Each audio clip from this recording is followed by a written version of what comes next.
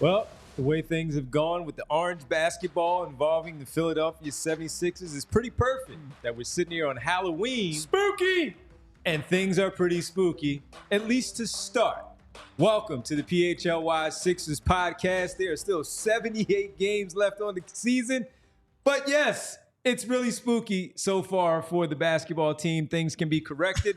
Again, welcome to the PHLY Sixers podcast on Halloween. Hope everybody has a great night tonight, having some fun, being safe out there. Our show today is presented by Bet365. If you're looking to make some wagers, well, you know, you got a Monday night, you got a Thursday night football game, you got some NBA action going on overall out there. Baseball is done. Kyle's probably happy about that, even though it was done when the Phillies were eliminated. I was happy the Yankees lost. I always like to see New York suffer. There you go. There you go. Well, welcome to the show again. You can make those bets at Bet365 for tonight's football game and the NBA action. Derek Bodner, Kyle Newbeck, I'm Devon Givens. Brianna here with us. All of you in the chat, it's time for you to vent. We have some mailbag questions that we're going to get to throughout the show. We'll get to those. We have to get Derek's thoughts on the game from last night. We spoke to Kyle post-game. He's done. He said it's stumped. We just move on to the next part of the show, and we just keep it moving here. But we do have to talk about it, man, because, again, spooky season. It's not the entire season. It's just 4 games, so a spooky start overall for the basketball team. But you came on pregame. Look, I'll be honest, felt pretty confident that they would be able to win that game. Well, because the Pistons stink too. Exactly. Yeah. I didn't think that they would blow the Pistons out, but I thought that they would certainly compete, win the game, build off of what happened in game number 3 against the Indiana Pacers, picking up their first win of the season, Tyrese Maxey's 45-point performance, and beat that Pistons team because they were 0-4 and just simply, in my opinion, not good enough to come to Philadelphia and win despite Embiid and George not being available. But they proved me wrong in this particular one, and it was not good at all. What were your thoughts from everything last night? I mean, it's just so, and to your point, I listened to you guys on the drive home a little bit, but you're talking about like you would never take the Sixers +7 at any point because they just don't score enough points to ever like blow a team out right now. And their offense is just too impossible to get. They have never looked consistently good on offense at any point over the first 4 games. And when you can't shoot, when you have really 2 guys who can consistently dribble a basketball, when you only have 1 guy who can create an advantage, your offense is going to be tough, especially when you're shooting like 28%. And they actually raised their 3-point percentage last night by shooting 8 of 28. They came into the game shooting 27%. I think they're up to 28%. Yay, throw a victory tour. But when you can't consistently create advantages, when you only have 1 real ball handler and the second one is 39 and short, and when nobody's making an outside shot, it's tough to consistently generate quality offense. And scoring 95 points in 2024 is a crime against basketball fans. And then you compound that with the fact that they're losing the margins a lot, whether that is rebounding, and they got hit on the glass pretty tough last night, whether that's transition defense, or whether that's just really poor defensive execution like you had against the Raptors. They're not doing the little things to overcome that either. And I know Rich was hammering this point home, but like right now, until they get Paul George and Joel Embiid, or at least Paul George or Joel Embiid back, it's going to be tough to, like, you're not going to come into any game now and be like, oh, they should win this game. There's no team that they clearly outclass right now. And that was clearly evident after last night's game. Again, I didn't think they were going to blow the Detroit Pistons out, but I certainly thought that they would beat that basketball team last night. And that's my own mistake. And I understand that Embiid and George are not there, but I looked at what the Pistons were, looked at how they have played those first 4 games that they had. Even though they have played them competitively, I felt like the Sixers, again, had something to go off of from that Indiana victory. And Kyle just wasn't there. We saw what it was in the first half and how they were able to stick through it, but their defense was so poor. The Pistons were getting too many open looks. Transition buckets, as Rich was hammering home last night as we were watching the game with Bree, that the transition defense just simply wasn't good enough. But they didn't blow the Sixers out in that category. It was obvious as you were watching it of how poor their transition defense was. And then you saw it really just come into play with everything else, even in a half court. Yeah, but I said this to you guys last night. Mm-hmm. I think the problem, all their main issues right now flow out of the offense sucks. Yep. If you don't score, if you can't make threes, everything else just feels like you are running uphill in the snow, right? Where transition defense last night, I think, was a product of a lot of, and Nick Nurse said this after the game, I agreed with the assessment. It was a lot of like they were overzealous chasing down offensive rebounds. They need extra possessions. And that comes from they can't make enough shots. And so I think you probably expect some overzealousness from young guys, right? Sure. Like a Jared McCain, you're going to probably chase too many. But when you go to somebody like Caleb Martin, who I think has been fairly erratic early in the season, when you look at him, he's been a guy for a while now that's been like, you are a disciplined, just like in my mind, you say solid. That's what I think of Caleb Martin. He's that type of player. And so seeing him play undisciplined and scrambling and chasing down rebounds, that shows you kind of where they're at and how much the offense creeps into their head. And it's not to say just because the offense is bad gives you an excuse not to defend, not to get back in transition, but just think of it from a human nature level, right? I always try to bring people into like, how do you feel when you're playing a pickup game or when you've played games before? When the ball's rolling down the hill, when you're making shots, even if it's not you, somebody on your team is making shots, you feel good. You want to run more. You're going to get up and down. You're going to play better defense. When nobody's making shots, when every offensive possession is a slog, because let's be frank, playing offense is a lot more fun to the average player than playing defense is. Of course, that's going to translate and just sap your energy everywhere else. So that's why, you see something last night where you have Andre Drummond on the floor, who is supposed to be this like elite lineup stabilizing rebounder, and they're getting crushed on the boards in the second half by a team that's playing beef stew at center, right? Because Jalen Durham was in foul trouble and fouled out early in the fourth quarter. There are a lot of things that are just coming to me from that offensive failure. Like, you can only be so bad on offense before it unravels everything else and just sucks the life out of everybody. And look, they shot 8 for 28 from 3 last night and improved their season-long three-point percentage. It is hard to overstate how bad that they've been as a shooting team. And I dove into it a bit in the article I wrote this morning at allphly.com. Their shot profile is just not good right now. Like, the one positive so far is that they're getting to the rim, but it's mostly Tyrese Maxey driving over and over and over again, or Kelly Oubre to a lesser extent driving into traffic and taking shots.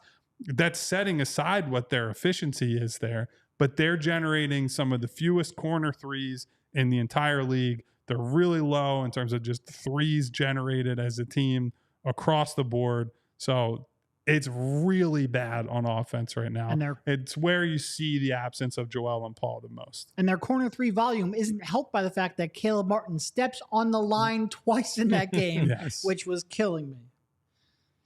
So it's not to dismiss what you're saying, right? Which is the transition defense was really bad. And, credit to Detroit for outrunning them and punishing them for being overzealous. And credit to Detroit for crashing the offensive glass. We saw similar things in that Toronto game last week, right? But I think it's hard to get around the offense and it's hard to get around the shooting because Tyrese Maxey has perked up over the last game and a half, right? Like, he has stabilized. He looks more like, okay, he's still not shooting well enough from 3. But if you were to tell me, hey, he's going to give you 30 and like 7 assists and generally find the open shooters and not have to take, 38 shots to get his points, that's good. Like, that's kind of the bare minimum you need from him in order to try to win games right now. Everybody else was just an absolute mess. And Maxey put it this way last night when we were talking to him after the game. It essentially said, we don't have margin for error right now. Like, we have talent on this team. And certainly when Joel and Paul are back, we believe we're going to be a much better team. But without them, everybody's got to be locked in. There can't be situational turnovers. We can't give up consistent offensive rebounds to the other team. We got to take open threes when we get them. And so it's just a number of different issues combined together are dragging this team down right now. Tyrese Maxey currently second in the NBA in scoring right now at 31.5 points per game. And it's not really putting a dent in much of anything in their offense. Team is last in the NBA in shooting from behind the three-point line at 28%, as you guys said. It up a tick a little bit, but up a tick in terms of percentage, they're still last in the NBA, and that needs to be corrected. And we also discussed last night of how everybody's playing up a level. All of that stuff should change once Embiid and Paul George do return and everybody's back in their more defined roles, as they should be once the entire team is healthy and fully complete and ready to go. So just a tough overall performance once again last night. We're 4 games in, they're 1-3, and not a lot of good to talk about with this basketball team. And when we talk about overreaction and is it too early to get into that space when it comes to this basketball team, look, again, 82 games on the season. There are 78 left. Plenty of basketball to go, and you don't have 2 of your better players out there on the floor. But in the moment, Derek, as you look at them, it's the right way to react to a basketball game from what you see in the moment. Yeah. So I'm working on a likes and dislikes column, and what I've come up with so far is this, because it's been tough to find some likes. The game's ended? Is that the like? My like is that Sixers basketball is back. My dislike is that Sixers basketball is back. Yeah. No, it is. Look, you definitely don't want to overreact, because I think if we would look at the schedule without Paul George and without Joel Embiid, you would look at this and say they should probably be about 2-2, right? And oddly, probably the Raptors and then last night were the games that you would expect them to win. The other 2 you expect them to lose. Yeah. They have dropped one of the games that you didn't expect, or they have won one of the games that you didn't expect them to win, and drop both of the really winnable games. So it's at no point is 1-3 instead of 2-2 a time to panic. You can be a little bit disappointed with the way that they have played, and a little bit concerned that there might not be enough shooting around Joel Embiid and Tyrese Maxey and Paul George. It's tough because at the one hand, like Tyrese Maxey, your best 3-point shooter, is in a slump, in part because he is not getting anything even close to open looks most of the time. He's getting some good looks, but not as many as he normally will get. Like he had a catch and shoot last night where I think it was Jared McCain kicked it out to him, and I was like, oh man, this is just an easier look. Beautiful. Nice, real nice driving kick, but he's not getting those looks consistently. He'll get them much more consistently when Embiid and Paul George return. And then your second best 3-point shooter in Paul George is out of the lineup. So right there, if Maxey's going to struggle, Embiid's not creating, and Paul George is in the lineup, you know that they're not going to have a ton of 3-point shooting, but I did expect a little bit more. So that's concerning.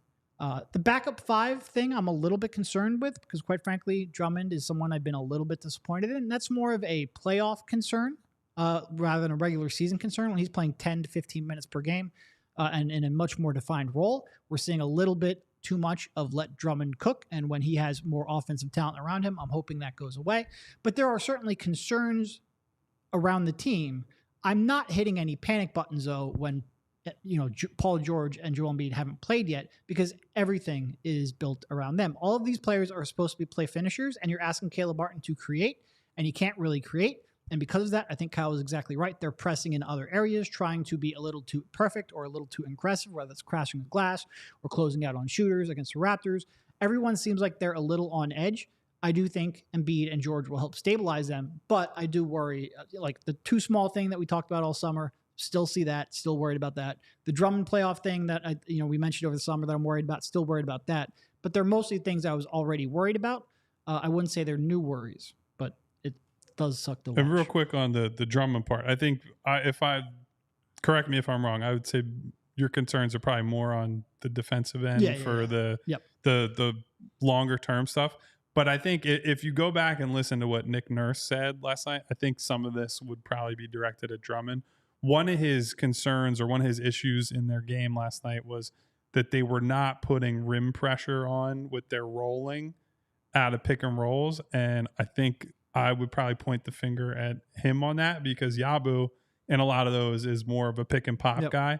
And frankly, when Yabu is screening people, he's rolling, he's leveling them and then getting downhill pretty fast. I love putting the middle linebacker in the middle of it's awesome. court. And I think one of the problems I've seen with Drummond offensively so far is it has been a lot of short roll stuff, which I know he's working on it. I know he's trying to improve on it, because when they trap Tyrese Maxey, he's going to have to make plays out of those situations. But there's got to be some more urgency. Like, okay, I'm going to, instead of catching the ball at right around the 3-point line, I'm at least getting to the elbow or somewhere in the paint so that it can just be like one dribble, I'm going up for a shot attempt, or, drop step, or I'm hitting a pass to the corner, whatever it is, to simplify his life a little bit. Those are some of the little details that have to be ironed out for these guys to try to succeed without the 2 stars. And the Yabusele last night, he had a great screen. I remember right around half court, Tyrese Maxey was trying to get up, and Cade Cunningham was trying to pressure Maxey and didn't see it coming. Number one, they didn't communicate on the Detroit side. Maxey did what he was supposed to do, going the opposite way, and he leveled Cade Cunningham at half court. Tough to get around that guy when setting the screen. There were a couple last night where I was like, oh, that guy doesn't see him. Right. And it's just like right into the brick wall. Brick wall right there. Well, we're going, speaking of brick walls, I got to tell you about a little bit something on the other side. We'll get to our mailbag questions on this Halloween, folks. It's been a little spooky for the Sixers. We're discussing it. 1-3 start right here, PHLY Sixers podcast.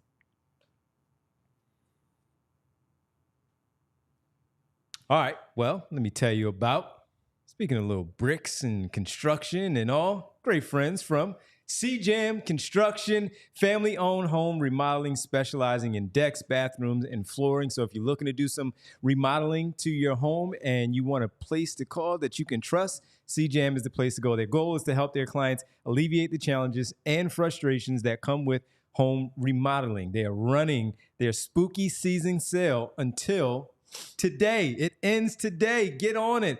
On their CoreLogic luxury vinyl plank flooring. Prices starting at $2.49 per square foot, with savings up to 35% off retail. Taxes and fees are extra. CoreLogic flooring is 100% waterproof, formaldehyde free, and features an elegant, natural wood look and feel overall. It is durable flooring with no less than a 20 mil wear layer, and on overall plank thickness of 5 millimeters overall. So, folks, if you want to get in, be sure to mention PHLY when you call in. The number is 856-329-2933 about your next home project. See their full selection of luxury vinyl plank flooring and learn more about their products and warranties on the website cjamconstruction.com/flooring. And keeping in the home remodeling vein, we want to tell you about Empire Today. Because if you need flooring, Empire Today is a place you want to go to help make that task a little bit more manageable. With Empire Today, you get shop-at-home convenience, the right product for your needs, quick and professional installation, and a price match guarantee. Empire Today is so good that they have some copycats. But those copycats can't beat Empire Today on quality, service, or speed, so they advertise low-quality products that Empire simply won't carry. Empire Today won't promise the lowest prices, because anyone who does that is putting floors in your home that they wouldn't put in theirs. Empire Today keeps shopping for floors simple with a curated product selection. Their philosophy is to help you find what you need, not to overwhelm you with thousands of choices and substitutes. Empire's product team exhaustively combs through thousands of product samples each year to find the perfect styles. And Empire Today has a virtual floor designer, which is a great way to see how new floors will look in any space. It's easy. Just snap a picture and instantly see how the new floors will look in your room. Flooring is all that Empire Today does. They live and breathe flooring, so you can be confident you're getting honest, upfront advice, and they also service their own warranties. So with Empire Today, you won't have to track down a manufacturer's phone number. Schedule a free in-home estimate today. All listeners can receive a $350 off discount when you use promo code PHLY. Restrictions apply. See empiretoday.com/PHLY for details. All right, welcome back here on the PHLY Sixers podcast. And again, a lot from last night, a lot from the first 4 games, the first full week pretty much in the books. And they have, Kyle, as we talk about getting ready and looking at this team as they start to get players back, they do have a tough one as we get ready for it. Saturday, you'll be at the game against the Memphis Grizzlies. Ja Morant's back. Their team is pretty much back intact, and we expect them to be pretty good this year. This is a tough one for the Sixers because not only do they have that one, then they go on the road for 3 out west. Both LA teams on Monday and Wednesday, and then Friday for the Phoenix Suns. And we're looking at now potentially if they were to drop those 4 games. Well, Derek, you mentioned the 2-2 start, which would have been great. You know what I mean? We don't need to get into this dark timeline here. Yeah, right? So no, let's get into the dark timeline. There's a very real possibility they could start 1-8. Absolutely. There's a chance. It is not at all unrealistic. Like look, should they win a couple of those? Yes. Would we, if we know they're healthy, would I pick them against the Clippers? Yes. And that gets you at least one of those. But like, so I think just take all the emotion out of it. Take certainly the correct medical decision, whatever that is at this point, out of it.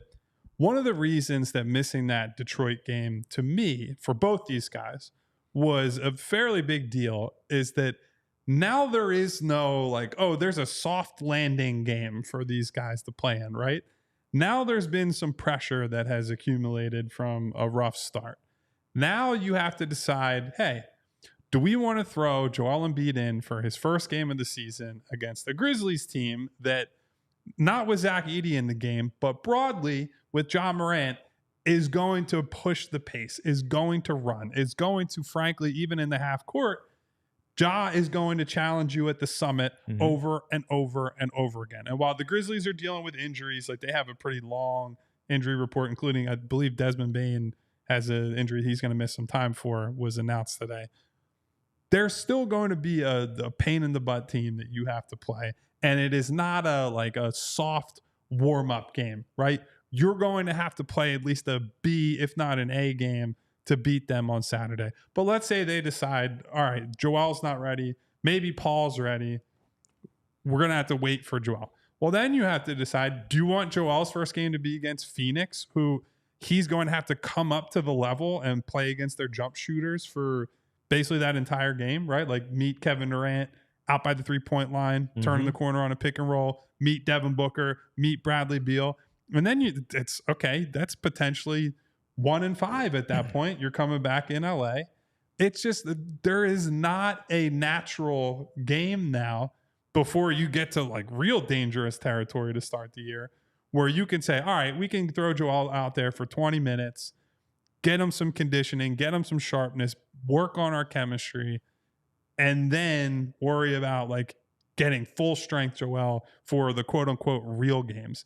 These games all have significance now because you gave away games against two of the worst teams in the league. And just by record, Milwaukee is there right now, although I have a little more respect for their overall talent level than Toronto and Detroit. It's bad. It's bad. And that's why I brought it up to start this thing off. And my bad, I did have Phoenix and LA. Reverse Phoenix first game, Clippers, but and the Lakers. If you can't memorize the schedule, then what are you doing on this show? My bad, man. But no, the point was brought up simply because that's not easy. It's not easy at all for what they're looking at. And if we're talking right now, saying spooky season, spooky start, panic time right now, and we know, again, we keep saying it's only 4 games. Well, it's only going to be 4 more games overall where we're talking 8, but 1-7 is not good. It's not going to look good, and then you're asking them again to put their foot on the gas when they come back. If we're talking about our mistakes, I said 1-8, so 1-7 is that's all right. That's 3 + 4 is 7. You know, this would be a shock to everyone. I actually scored highest on math in the SATs, so I somehow got this wrong. But what are you going to do? It's all bad, so it doesn't even matter. 1-7, 1-8. It's still they're both bad. Yeah, it's bad. And then we're talking about again just putting the foot on the gas and trying to ramp things up, as they say, ramp up and try to find a win. They're going to be pushing to get that win, maybe doing a little bit too much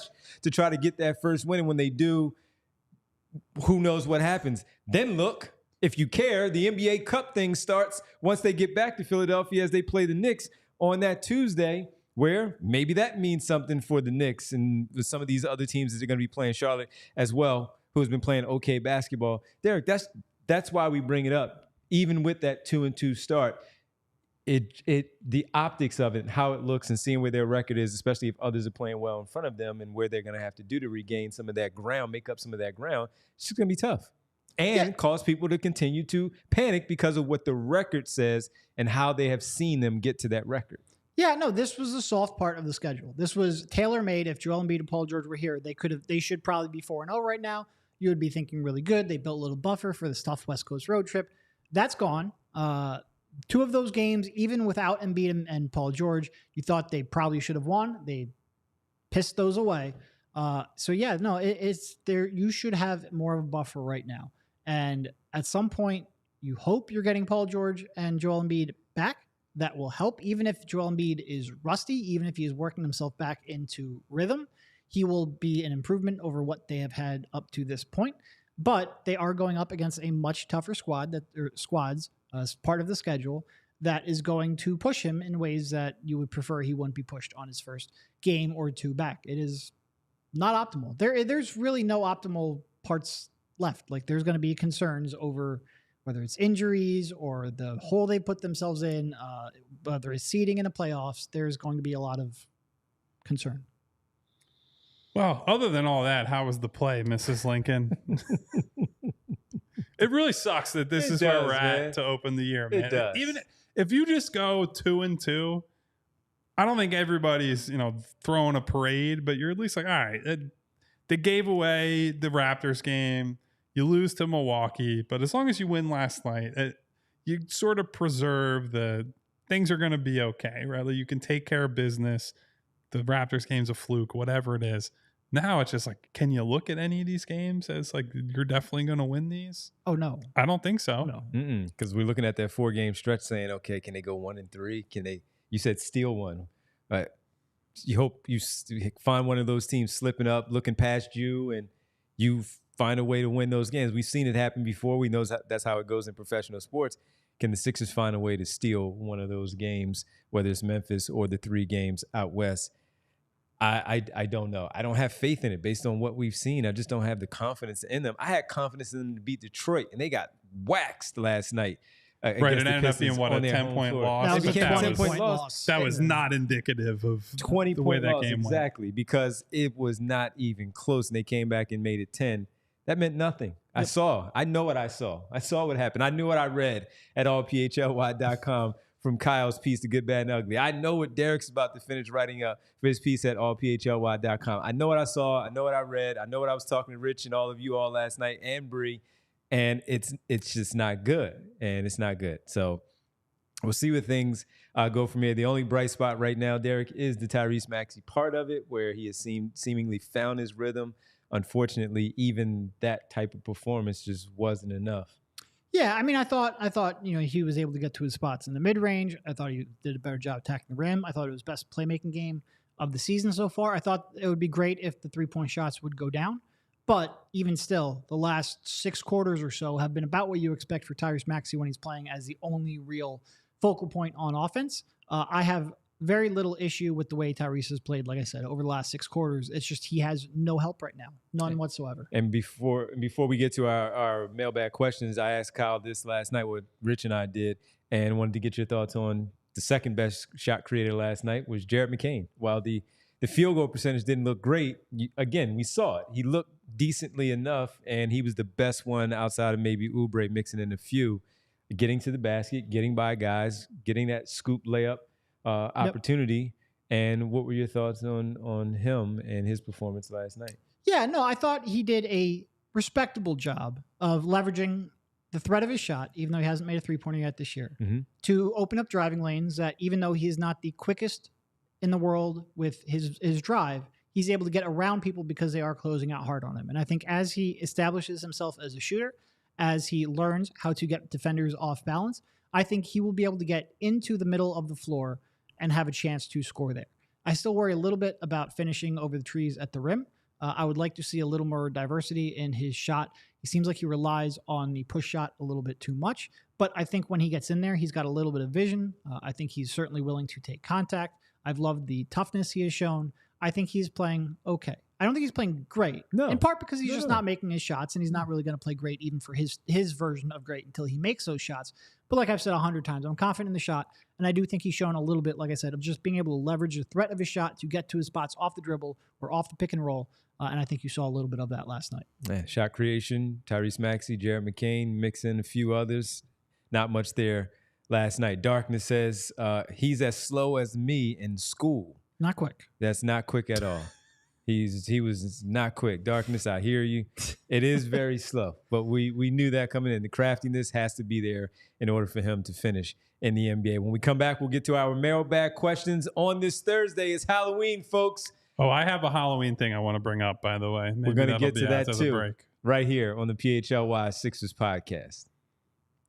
I'm just going to be thinking of this Halloween thing until the break's over because it really irritated me yesterday. You know what does not irritate me even a little bit? You know what excites me? That's our partnership with our good friends at Shady Rays, who always have you prepared for, guys, when it's bright, when it's sunny out.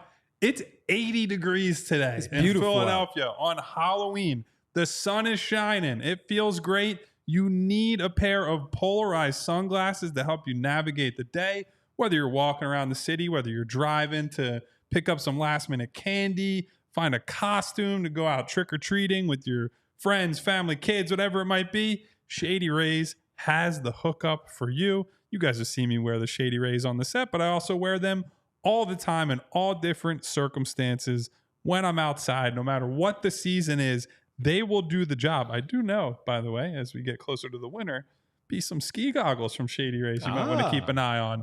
Weird to think about on an 80-degree day, but something to keep on the horizon. And guys, Shady Rays, ultra consumer friendly. If your shades ever go missing or take an unexpected hit, don't sweat it.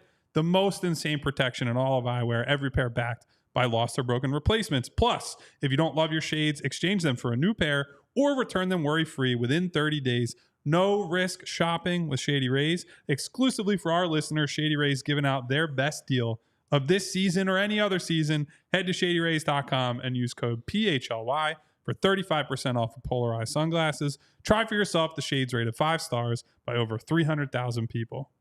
We also want to continue telling you ways that you can make your home remodeling even easier, this time with Ace Hardware. If you've got a leaky pipe, at Ace Hardware Home Services, they're around the block with everything you need to fix it, including the person to do the fixing. If you've got an air conditioning issue, they've got a person for that too. If you've got a faucet that you said you would fix over the summer, well, they've got a person that can handle that as well. Because now they're not just the helpful hardware folks, they're also the helpful home service and repair folks. From plumbing to heating and cooling, they've got the trusted pros to keep your home humming all year long. At Ace Hardware Home Services, they're bringing helpful home, the helpful you love, from the store to your front door. Visit Ace Hardware Home Services online at www.acehardwarehomeservices.com to get you started on your next project. Okay, before we Halloween go into story. the mailbag, I have to get into this Halloween thing. I brought it up on Press Row last night. So Billboard did an article this week that the title is called The 25 Biggest Halloween Songs of All Time. Where do you think, before I get into the metrics and how they're judging this, where do you think they ranked Thriller by Michael Jackson in the top 25?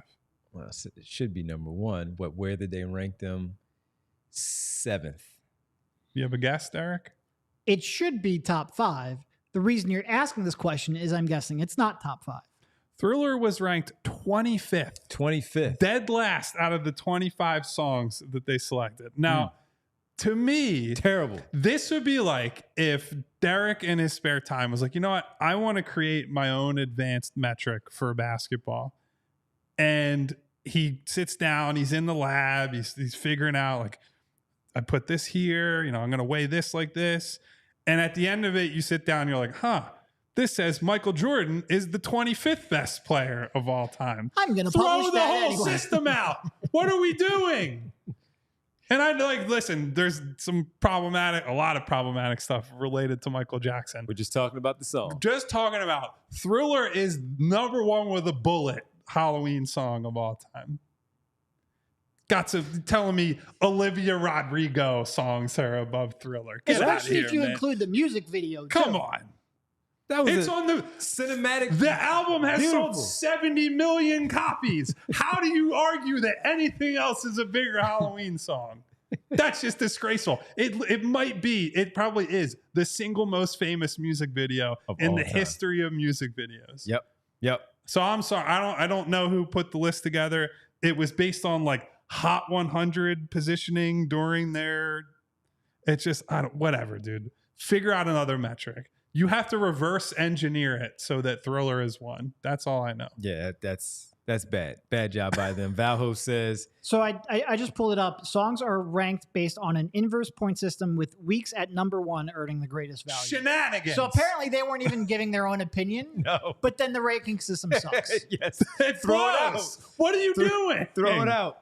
Throwing out Valho You says, telling me there's a Post Malone and Ty Dolla $ign song at number 3 and Thriller is 25? I didn't even know they had Halloween. Oh my God. Monster Mash is number 1, Valho says. And so that one, you could at least like, that is firmly a Halloween song. In the top 5, though. Mix it in the top 5. To be fair, I don't know the Billboard Top 100s from 1962. Man. So Thriller at 25. Are you joking? That's rough. That is rough. By the way, I know you guys love candy. So what's your favorite Halloween candy when you would go trick or treating? You always love to see that one in the bucket. I'm a Twix guy. I like anything with caramel in it. So I over-index on like Milky Ways too, which that one's more controversial. But I also, that's the chocolate side. I'm also, Devon, because you've been around us enough. Sour Patch Kids are probably, that's top of the list for me. How about you? I mean, my favorite Halloween candies are just my favorite candies. So like peanut butter cups and Twix are probably the 2. Yeah, Reese's Cups and peanut M&Ms for me on the chocolate Ooh, the side. peanut M&Ms. Yeah. Was a big gummy bears guy when you would get the little small packs of the little gummy bears. Fantastic. Bree, how about you? We know you like candy too. So what's the candy of choice for Halloween? Butterfingers are number 1. See, they're probably. real high for me too. And Reese's, yeah. All right, I'm out on the Butterfinger. Devon just figuring out. Out on Butterfingers. You want to hear a real sicko? You guys know me. You want to hear a real sicko opinion about Butterfingers? I would not do this now because I'm old and have to preserve my teeth. Butterfingers with soda, because so much of it sticks to your teeth, you get like this like fizzing feeling. It's like, oh man. So your goal is to make it stick to your teeth? No, That's it's not the worst goal, thing you could but possibly I'm saying do. like Butterfingers more than any other candy bar sticks to your teeth. Yeah. There's something oddly satisfying with it stuck there. You like have a sip of like a Coke or like a Dr. Pepper, and it's like, oh, I just feel the fizz on the. Half an hour later, I would not do it remember now. the Butterfinger. No, the next day I have like I need a root canal in my 30s, but when I was like 13 or 12 or whatever, there's nothing better than that. We got to go back to Valho. She says, don't judge me. Candy corn. Nah, I'm No, judging thank that. you. I'm not judging you, but No, I'm thank judging you. that. We in. love you. I will ride for candy corn. It is definitely not close to the favorite, but Oh, no. I'm pro candy corn. There's two candies that I irrationally hate: candy corn and Peeps. And Peeps hurts my soul because it's from my hometown. I want to like it. It's just not good. And they're both like, I'll buy a bag, I'll eat a couple, and be like, I'm done. I can't eat it. You can only eat one Peeps and be done. We had a media room conversation last night. Everyone always loves to really hate on Almond Joy, and I'm not an Almond Joy guy. We need to reserve more hate for Mounds. What an uncomfortable name for a candy bar. Like, who looked at it's like Almond Joy. It's like, okay, even if I don't like them, that's at least like, yeah, I can see the appeal. And like, I was trying to imagine going into one of those old school like candy shops where they'd sell, you get soda from behind the counter, get a root beer float, and like, hello, sir, can I have one Mounds, please? It's just like my skin started crawling. Some bad candy out there, but there's some great ones. And we see a whole list of them there in the chat as everybody's sharing their candies with us here on Halloween. All right, let's start off our mailbag questions. Let's get one in because we're going to have another break here shortly. So we want to get some questions in. Bree, just throw one up there as we get started here with the mailbag questions as we get rolling. All right. Kyle, you want to read this one? I will. Why is it always all or nothing with Embiid? Asks Ham Sinky. I expect him to play 38 minutes on his first night back. Why can't they do more in-game load management, like play him 8 minutes in the first and third? I would not rule out that possibility, right? I think that's part of why you get Drummond. Over the last couple of years, they have wanted to play him the entire first quarter. I would certainly look to limit the length of his runs and limit his overall time, especially in the first month or so back. So much of what we're going to talk about with Embiid is how is the knee reacting every time he ramps up? And if you're going to do that, you absolutely cannot just be like, all right, Joe's back and he's playing 38 minutes. Like, no, I think you have to ramp him up. I think they are trying to treat this injury differently, so I'm hopeful that they don't take the tactics of the past and apply them now. But yeah, certainly he should be ramped up when he comes back as well. It should not be an on-off switch. Although Rivers did have him in the first quarter, he would take him out around that 4 or 5 minute mark and sit him down. Whereas Nurse plays him the entire 12 minutes of the first quarter and gets things going. It's gone back and forth over the years. Like Brett was in the camp of 5 minutes and out, and especially early in his career. Yeah. Now, and that was like those were the true load management days where they're really conscious of his health. So we'll see how they end up subbing it this year. So to the question from Ham Sinky, thank you for that one. All these questions in our diehard Discord, by the way, so they get first crack at all the mailbag types of questions. I do think it's something to monitor when he comes back, right? Based on how they've played, you look at it and you're like, boy, they need him to do and play a lot. But I do still think there's going to have to be a level of discretion as it relates to his minutes. Yep. All right, let's get to one more here, and then we'll get to a few more after the break. We'll get one more question in on the mailbag. Booby Styles. Look at that. Booby Styles asks, have the first 4 games begun to change the type of player you think the Sixers need to go after with their picks and KJ's contract? For example, do you think they might need to sacrifice other things for more creation to stay afloat in the Embiid and PG list games? I mean, no, but that's only because I think Kyle and I were beating the drum for a shooting guard and a creator and someone on the perimeter heading into the season. It's just reinforced what I thought they needed. Absolutely. And look, I know some people look at the rebound and be like, well, that's not been good either. I agree. But I think the shot creation and the perimeter skill level and increasing that for a guy and making your second best perimeter creator not be 39 and 6 foot, I think that is a pretty clear priority.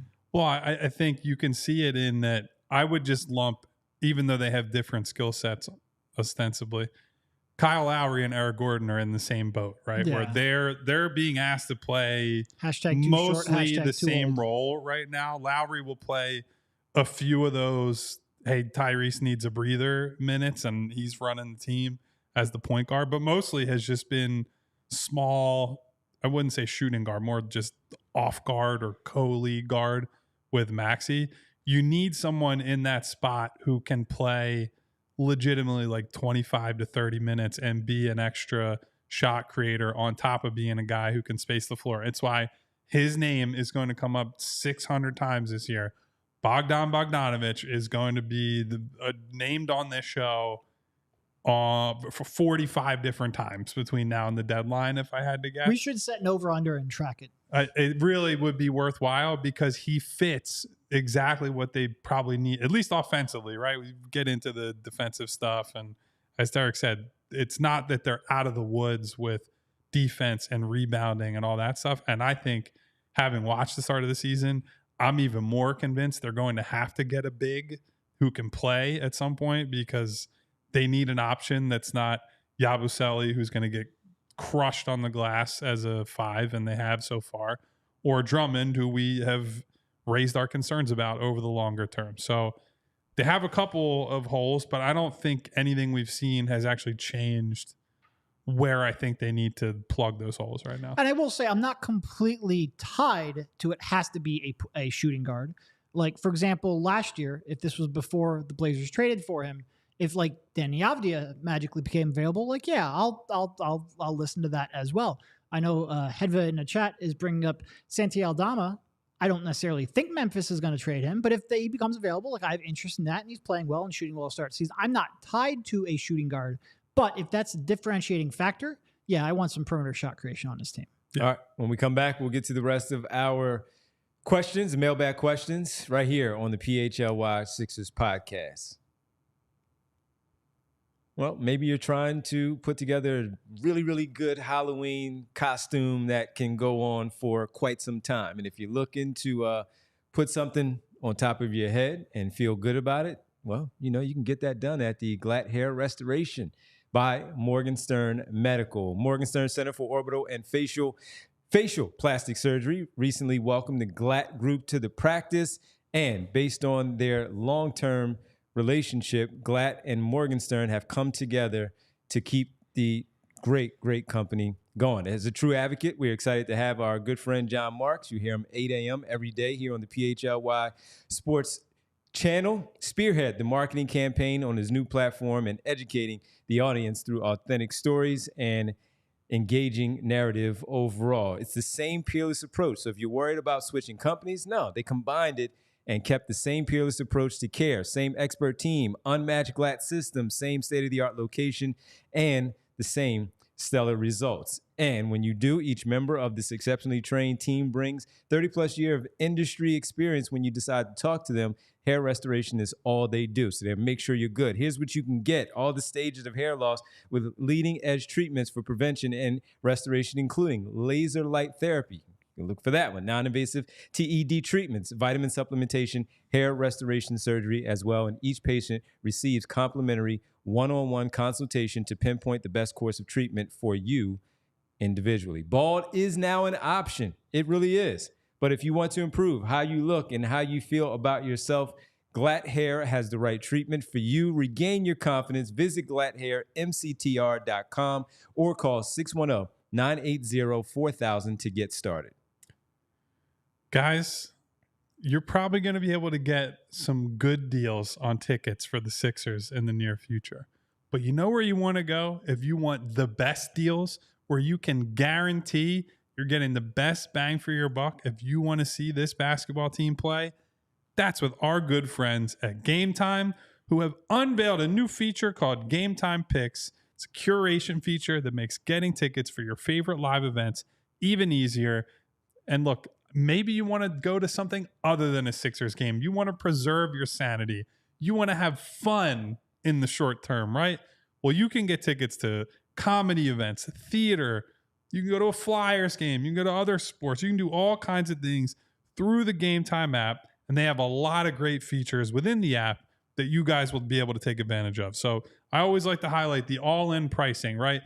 Sometimes you go to buy something, whether it's a ticket, whether it's another bigger purchase elsewhere, you don't get to see what the all-in price is. And they hide that till the last second. Game Time allows you to see that up front before you take any steps. That can be toggled on at all times, so you know the exact cost of what your ticket or your package of tickets is going to be the second you log on the app. You also have panoramic seat views within the app, so you can see, are there any obstructions? Do I have a nice view of the court or the stage or whatever it might be? I think that's a great thing. We took advantage of that out in Las Vegas when we avoided some obstructed view seats in the Sphere, which that would have killed the entire purpose of going on that trip in the first place. And by the way, Game Time has their lowest price guarantee, so they will credit you 110% of the difference if you can find cheaper tickets elsewhere. So take the guesswork out of buying tickets with Game Time. Download the Game Time app, create an account, and use code PHLY for $20 off your first purchase. Terms apply. Again, create an account and redeem code PHLY for $20 off. Download Game Time today. What time is it, Devon? Game time. Ooh. Little Cliff Levingston love. There Who we knew go. Cliff Levingston would be a part of our show? Who knew? You never know who might pop up. We had Michael Jackson, Sean Wayans, Nick Nolte. Brian Westbrook, literally on the show. Well, that was the great Brian Westbrook popping through. That was great. See you on Sunday, Brian Westbrook. All right. You can also be you. You can also be you, because we want to tell you about our first watch party and live show of the season. That is going to be on November 15th for the Orlando Magic, the sleeper team from Kyle Neubeck. We all thought they would be pretty good. Kyle jumped on it pretty early. They're going to take on the Orlando Magic. Watch party, live show on the 15th of November. So we'll have our pregame there. We'll do our postgame at the watch party and live show. Hopefully things are back to normal. Tear to nog, baby. We're coming through November 15th. Back to normal, maybe a little bit for the Sixers, hopefully. And it should be a good time. So we hope to see you out there. Stay tuned for more details. But if you do want to jump ahead and look at some things, make sure you go to allphly.com under the events calendar for our upcoming events. For the Flyers on Saturday, November 9th, the Flyers again take over Saturday, January 11th. The Eagles on the 10th as they take on the stinking Dallas team. And it's going to be a Can't great even time. say their name. The stinking Dallas team. I don't want to say their name, even though they don't look pretty good right now. So make sure you go to allphly.com under the events calendar and check it all out. Make sure you also sign up to become a diehard member so you can jump in on all of this, like our diehard entry offer for $48, folks. $48. You get the great stuff from these guys writing about the Philadelphia 76ers. You also get the Birds with Zach, Bo, Fran, Les Bowen, Charlie with the Flyers, Jim Salisbury with the Phillies, got you all covered right here at PHLY. Go sign up. Take advantage of that great offer, $48 for the first year. Get you a free t-shirt too and access to the exclusive written content. All right, let's get to our next question here on this Mailbag Thursday, the Halloween edition. All right, let's see what we have here. JD. What is the reason for the 3-point shooting woes this season? They can't shoot. That's like a Yogi Berra quote right there. What's the reason for they can't shoot? So it's multiple things, right? It's a lot of things. They have streaky shooters who have started the year cold. They are without their main offensive hub who draws double teams and allows them to create easier and more open shots for these guys.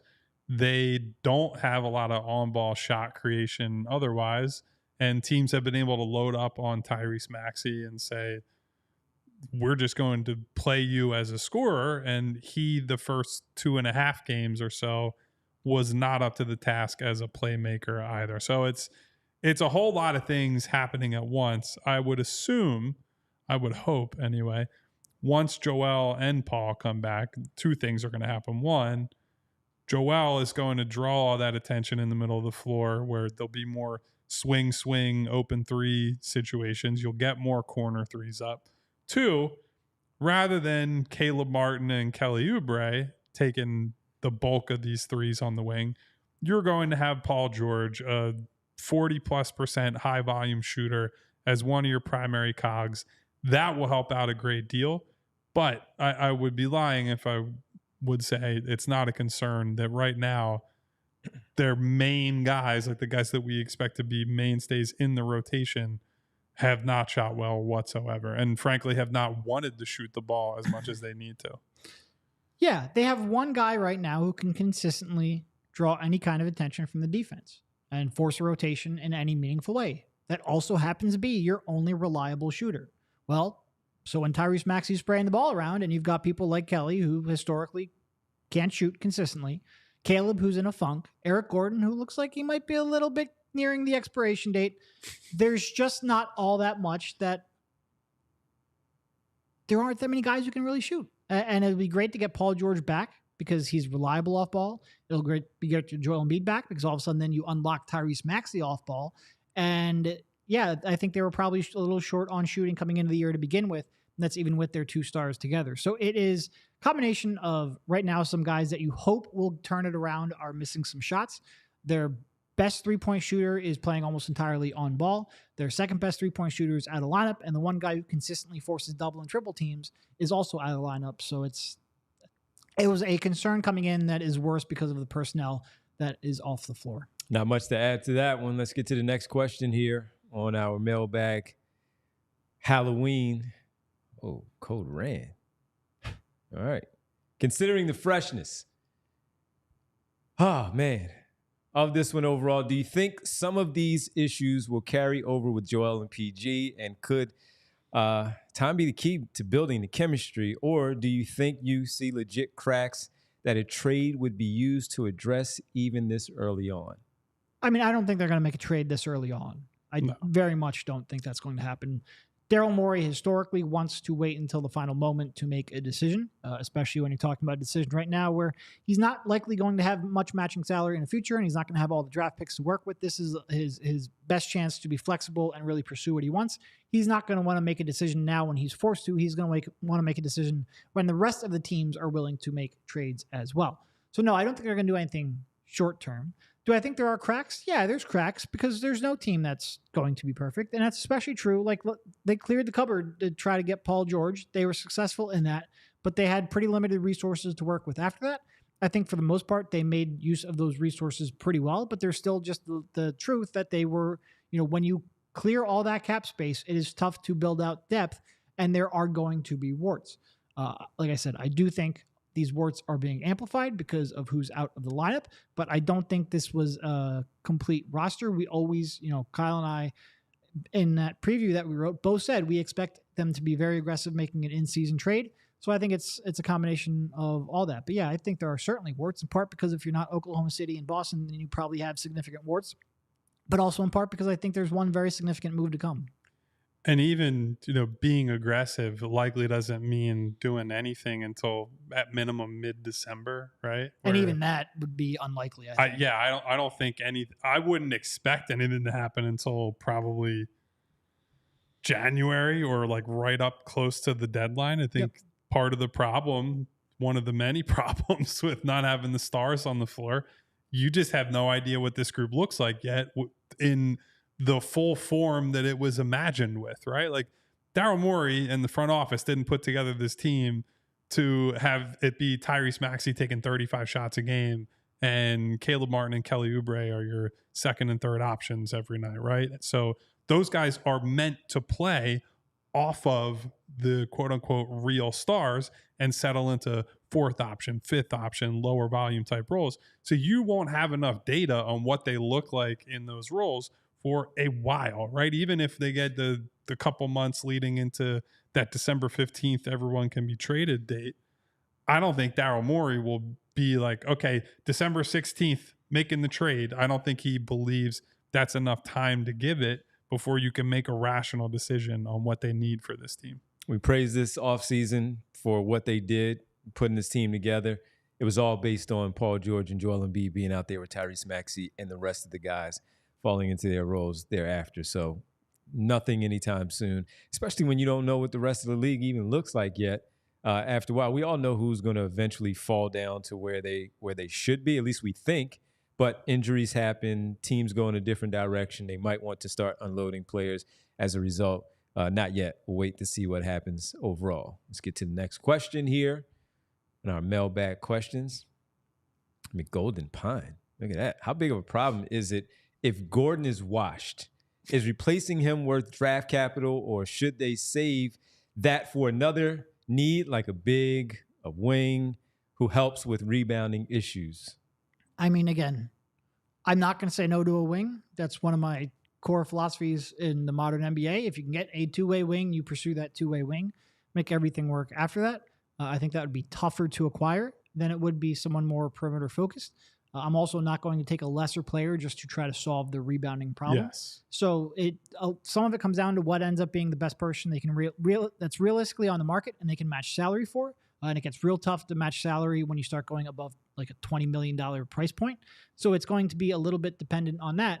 But I would not, like I said, I would not rule out a wing for sure. I would not rule out this doesn't so much about, it is a little bit about Eric Gordon, I guess, because if you thought he was a real solution, you would ignore that a little bit more. But I don't think anyone really thought Eric Gordon, that's your 35-minute per game starter next to Max. Yeah. We don't have to worry about that. He's looked worse than expected.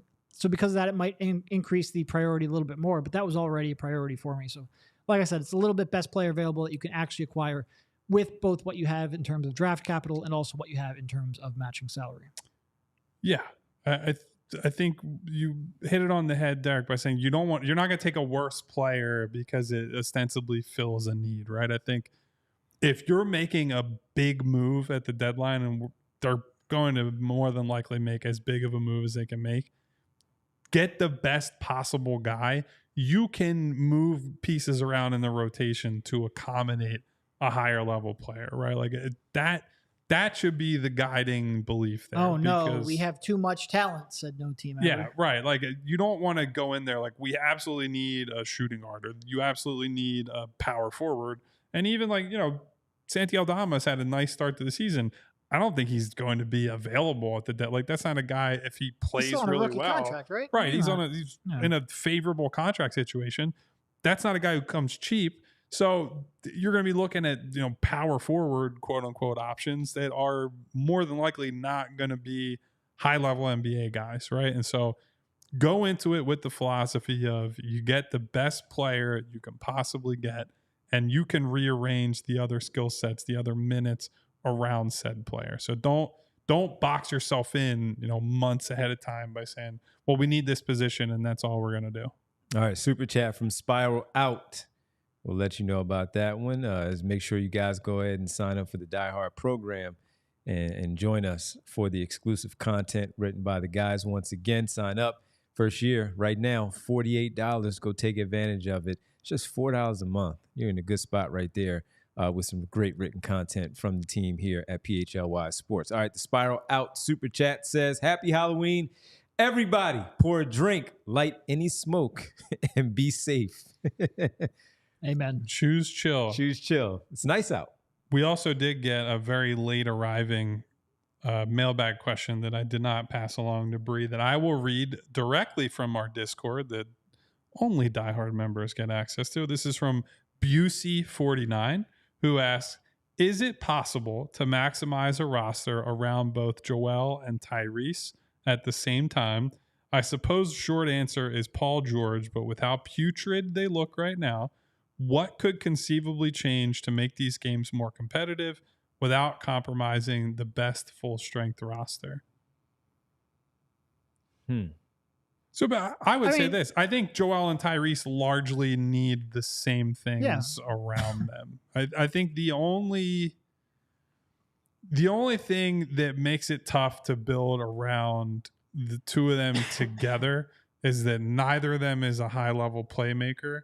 And with Tyrese being, if Tyrese was 6'6", you wouldn't really care about that, right? Because if he could be just like a classic shooting guard type and do some of the secondary playmaking, you could have a Kyle Lowry sized point guard who's more of a game manager, or like Tyus Jones, who we brought up a million times last year, who's had a positive impact in Phoenix to start the year.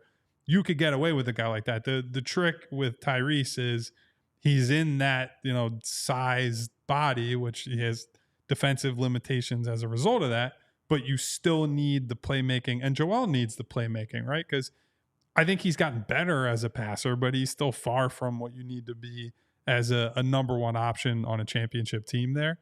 So that, I think, is really it makes it tricky, but I think they need the same stuff, which is guys who help them defensively, some secondary playmaking to balance out what they don't have, and just, two-way, not bozo-ness is kind of how I would phrase it. Just smart guys who can play on both ends. No, I think they generally need the same skill sets around them, whether that's Tyrese alone without Joe, whether that's Joe alone without Tyrese, or whether that's all three of them together. They need off-ball shooting. They need, two-way ability and ability to defend multiple positions, and they really just need another, ball handler and somebody that you trust to be able to create advantages and create shots for others. That's true almost regardless of what lineup construction you're talking about and what star combinations you're talking about. So it's good in the fact that you know what to pursue. It's bad in the fact that the guys who can usually do all three of those things tend to be stars and very tough to acquire. So that's why you spend $200 million for Paul George to go out there and try to fix that problem that you're laying out overall.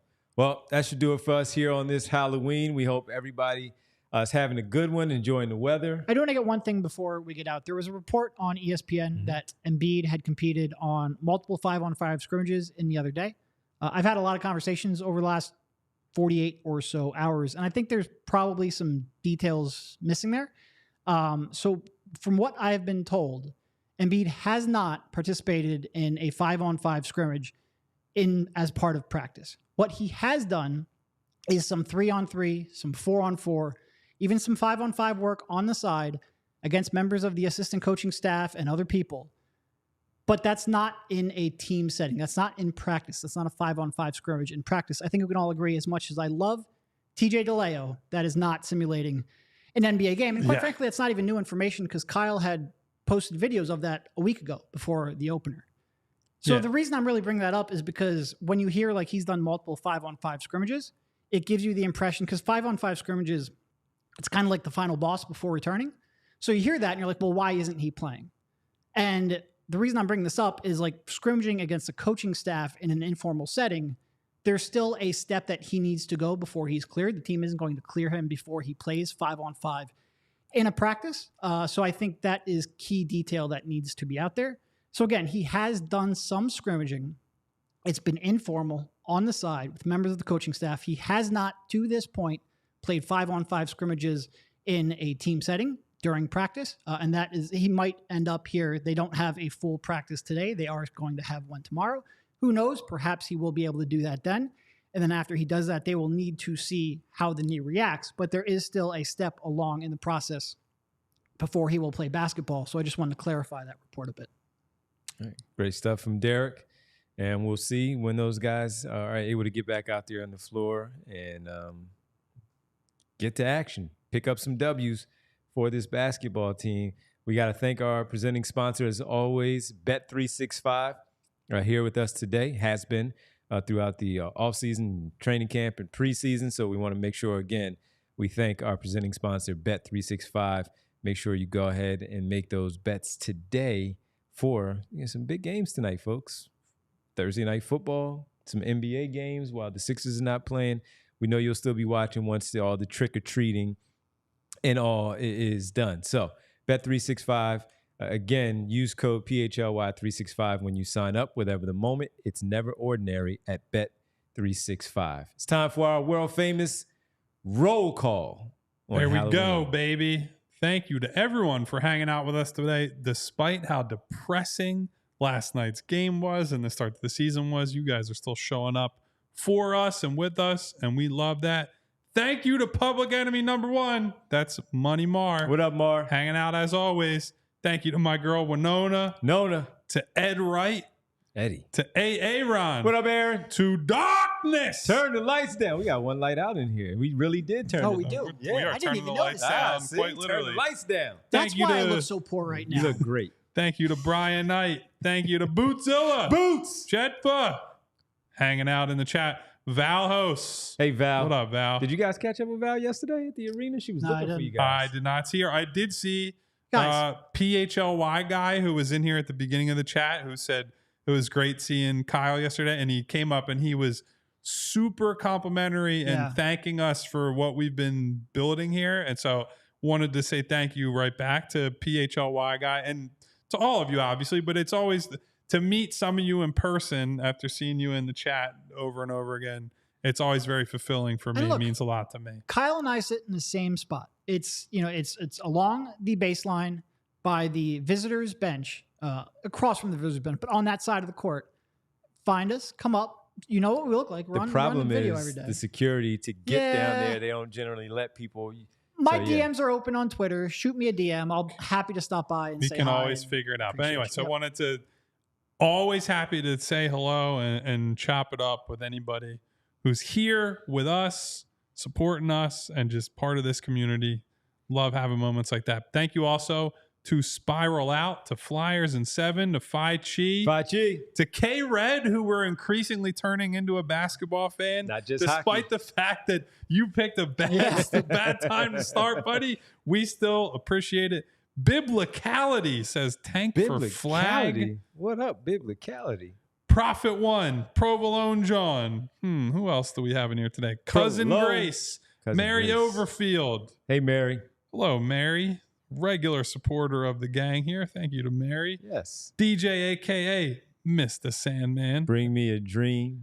Oh, all right, guys. That's probably who else did we had a couple others that I wanted to get to. And Spiral Out for the super chat. We appreciate that. Colby Colbs Kobe is Cobes, in Cobes, here great today. show. Kobe Cobes. Malcolm Carrington. What up, Mal? Joe R. I can only scroll so far. Yeah. So I apologize to anybody I didn't get to, but I did see some names that I feel like I don't see all the time. Colt Williams. That's who I was.